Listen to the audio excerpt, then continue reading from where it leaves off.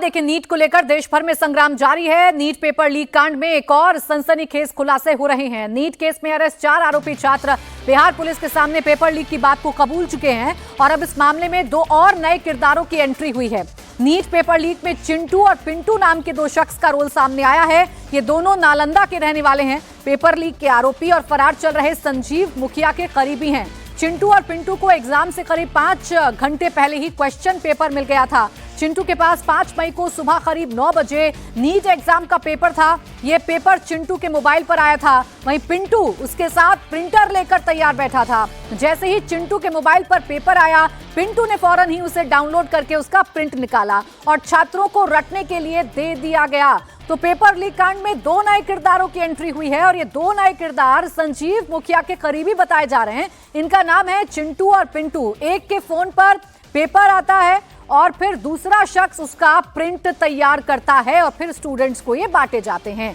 इस मामले में बिहार पुलिस अब तक 13 लोगों को गिरफ्तार कर चुकी है, लेकिन अभी चिंटू, पिंटू और संजीव मुखिया फरार चल रहे हैं। केंद्र सरकार कह रही है कि पेपर लीक में शामिल किसी भी आरोपी को बख्शा नहीं जाएगा। आइए आपको समझाते हैं कि अब वो कौन से किरदार हैं जो नीट में चीट के आरोपी हैं और अभी फरार चल रहे हैं। देखिए, संजीव मुखिया जो कि इस पूरे लीक कांड का मास्टरमाइंड बताया जा रहा है, वो अभी फरार चल रहा है और इसके ही करीबी 2 और किरदारों के नाम का खुलासा हुआ है। एक का नाम है चिंटू और एक का नाम है पिंटू।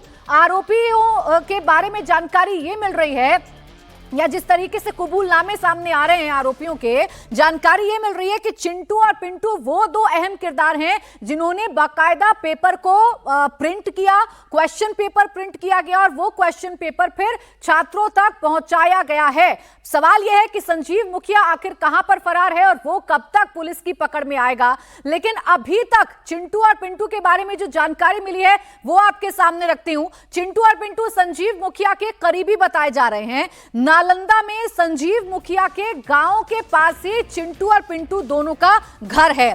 चिंटू को परीक्षा के दिन सुबह 9 बजे प्रश्न पत्र मिलता है। उसके फोन पर प्रश्न पत्र आता है। उसी के पास में बैठा हुआ पिंटू पेपर निकालने के लिए प्रिंटर लेकर बैठा हुआ था, यानी कि उनके पास पूरी जानकारी थी कि जैसे ही चिंटू के पास पेपर आएगा वैसे ही उसे प्रिंट किया जाएगा। प्रिंटर से पेपर प्रिंट करके छात्रों को दे दिया गया।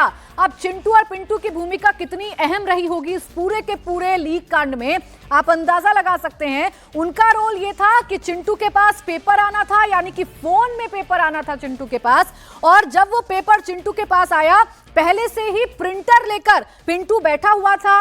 उसने प्रिंटर को फोन से कनेक्ट किया, बाकायदा क्वेश्चन पेपर का प्रिंट निकाला गया और फिर क्वेश्चन पेपर को बांट दिया गया उन छात्रों के बीच में जिनसे पहले ही डील हो चुकी थी, जिनसे मोटा पैसा वसूला जा चुका था। अब आइए आपको संजीव मुखिया के बारे में भी कुछ जानकारी दे देते हैं, जो इस पूरे लीक कांड का मास्टरमाइंड बताया जा रहा है। देखिए, 2016 में नीट का पेपर लीक करने की कोशिश इसने की थी। सिपाही और शिक्षक भर्ती पेपर लीक में भी ये आरोपी है और जमानत पर बाहर आने के बाद से लगातार फरार चल रहा है। बेटा शिव कुमार भी पेपर लीक गैंग में शामिल है।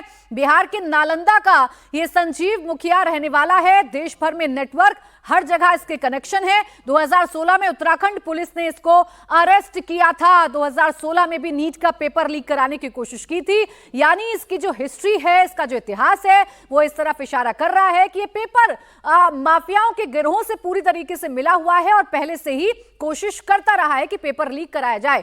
नीतीश चंद्रा मेरे सहयोगी इस वक्त जुड़ गए हमारे साथ। नीतीश, ये जो सतीश मुखिया है, इसके बारे में क्या जानकारी मिल रही है? ये कैसे ऑपरेट करता है पूरे सिस्टम को और कब तक पुलिस पहुंचेगी इसके पास?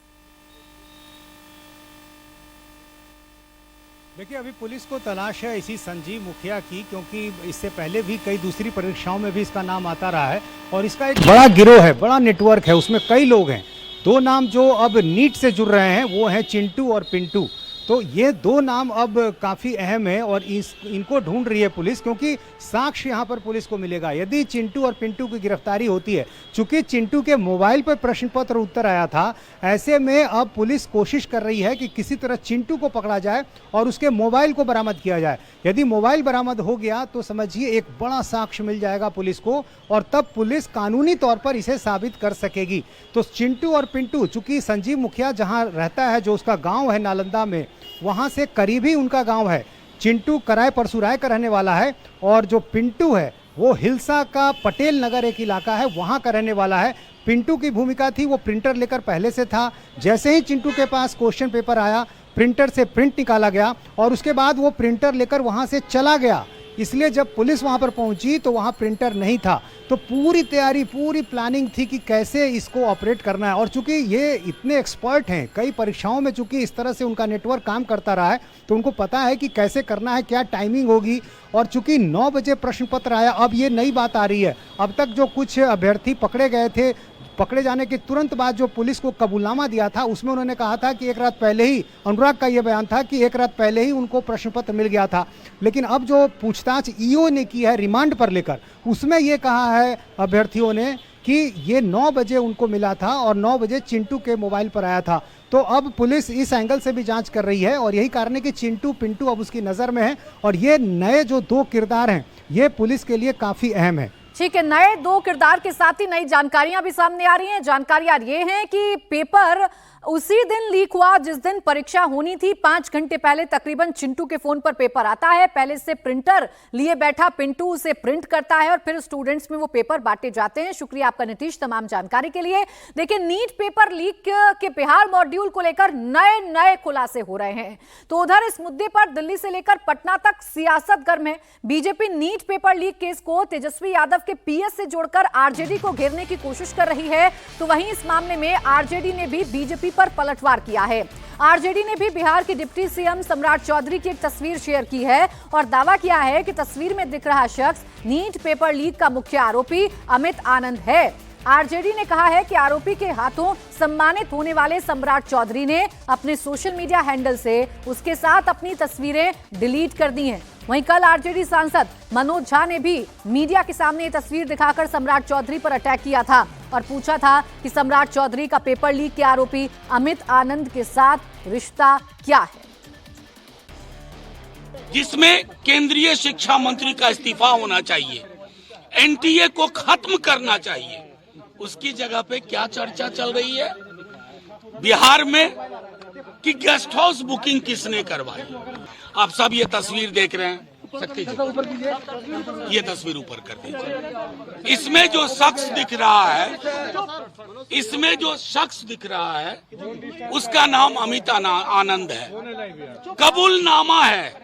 कबूलनामा है, कन्फेशन ऑफ गिल्ट है। दूसरा व्यक्ति नीतीश कुमार है, जिसका कन्फेशन ऑफ गिल्ट है। और ये तमाम चीज होने के बावजूद गेस्ट हाउस की एक कहानी बनाई जा रही है। तेजस्वी यादव पर आरोपों की बौछार बीजेपी ने की, बिहार के डिप्टी सीएम विजय सिन्हा ने की। तो अब उनको प्रोटेक्ट करने के लिए और सीधा बीजेपी पर अटैक करने के लिए पूरी की पूरी टीम आरजेडी की ग्राउंड पर आ चुकी है। नीट पेपर लीक मामले को लेकर सूत्रों के हवाले से एक और बड़ी खबर आ रही है। इस केस में अब बिहार की आर्थिक अपराध शाखा यानी कि ईओयू तेजस्वी यादव के पीएस प्रीतम से पूछताछ करेगी। आपको यहां जानकारी देना जरूरी है कि प्रीतम ने आरोपी सिकंदर यादवेंदु के लिए कमरा बुक कराया था।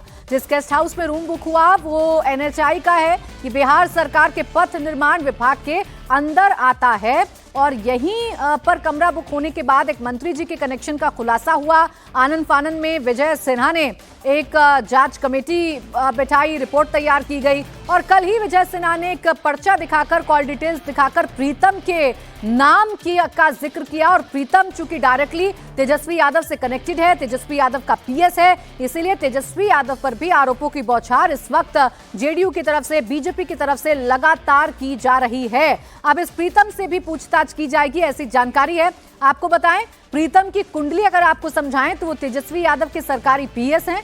अगस्त 2022 में तेजस्वी के निजी सचिव बने। Pritam Kumar deputy collector rank के अफसर हैं और बिहार प्रशासनिक सेवा के अधिकारी हैं, जिनका नाम सीधा सिकंदर से जोड़ा जा रहा है। दरअसल कहानी यह है कि सिकंदर यादवेंद्र के लिए सरकारी गेस्ट हाउस बुक कराने से लेकर उसकी पोस्टिंग तक में प्रीतम कुमार की भूमिका सामने आ रही है। लिहाजा ईओयू उसे तलब कर पूछताछ करने की तैयारी में है। इन सबके बीच अगर कनेक्शन की बात करें तो प्रीतम तेजस्वी के पीएस हैं और सिकंदर यादवेंदु प्रीतम का रिश्तेदार है। और जो अनुराग यादव नाम का अभ्यर्थी पकड़ा गया है वो सिकंदर के साले का लड़का है। यानी इस पूरी कड़ी को पेपर लीक की चेन से जोड़कर देखा जा रहा है और अब इसे लेकर बीजेपी आरोपी लालू परिवार पर अटैक कर रही है। जवाब देना कि नीट में जो लोग हैं, लालू प्रसाद जी के लोग अब ये काम भी शुरू कर दिए।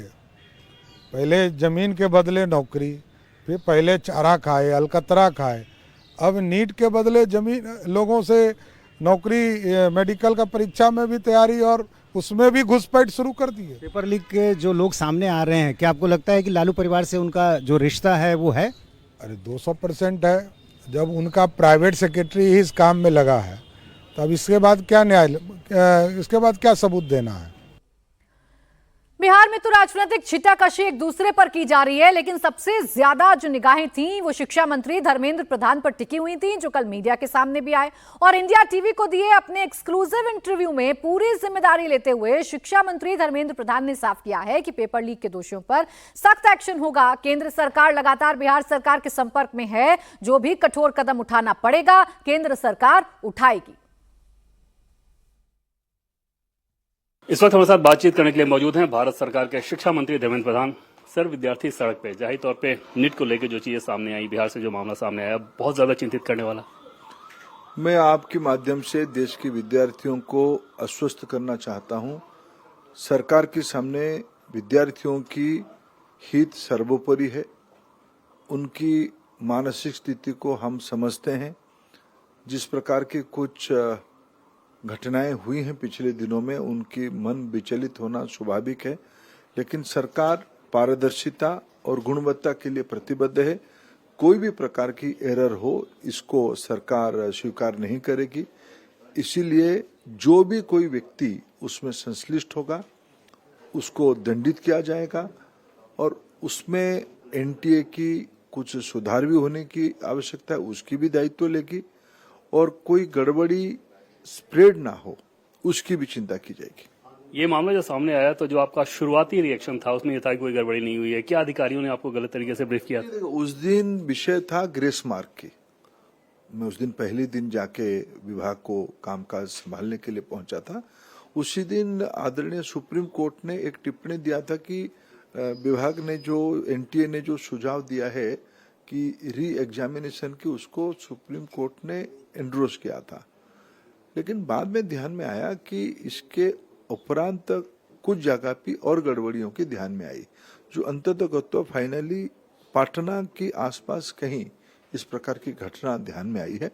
बिहार पुलिस उसको संभाल भी लिया है। उसकी जो मूल गुनहगार है और जो समस्या है, उसकी पैमाना कितना है, उसको बिहार पुलिस ने एक निर्णायक स्थिति तक ले जा रहा है। उस समय की जानकारी के ऊपर मैंने कुछ कहा था, लेकिन मैंने दूसरे ही दिन इसको कहा था कि कोई भी व्यक्ति हो उसको छोड़ा नहीं जाएगा और दोषियों को हम दंड भी देंगे, उनके ऊपर कार्रवाई भी होगा और कोई भी विद्यार्थी के हितों को अनदेखा नहीं किया जाएगा। क्या बिहार सरकार से लगातार आप लोग रिपोर्ट ले रहे हैं? बिहार सरकार के साथ भारत सरकार के अधिकारी निरंतर संपर्क में है और हम लोग इस विषय में बहुत दायित्व के साथ काम कर रहे हैं और विद्यार्थियों के हितों को हमने ध्यान रखा है। डार्क नेट का इस्तेमाल, टेलीग्राम ऐप का इस्तेमाल, जिसके लिए अगर ट्रैक करना हो तो परमिशन जरूरी है। मामला काफी जटिल, बहुत शातिराना अंदाज में किया गया। देखिए, जो भी उसके लिए कठिन और कठोर कदम उठाना पड़ेगा हम उठाएंगे।